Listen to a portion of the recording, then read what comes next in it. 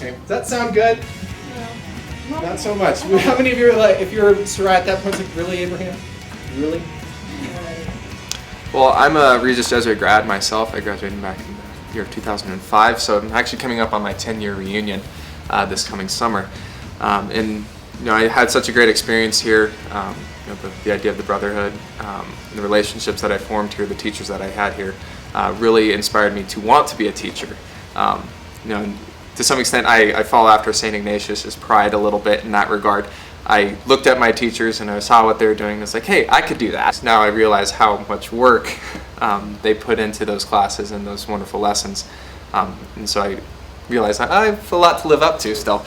The biggest goal that I have is to show my students who Christ is, to allow them to encounter Him on a deeper level through especially sophomore theology, the study of Scripture. So looking into His Word, looking into what He has revealed about Himself to us, and allow that to permeate the lives of my students. Land and descendants. My best moment as a teacher, that's a tricky one. I think it often comes, there are a couple points in time. The first is often when I'm teaching about Abraham and Isaac and the sacrifice of Isaac, and how all the details in that story just point forward so closely to Christ. Because what we see here is that this blessing within this family, within this covenant is... My biggest fear about being a teacher is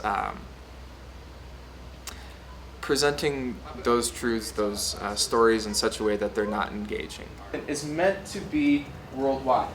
I mean, I have 3 boys. In fact, when Michael was born, I got a letter from Father Steele saying to the class of 2029.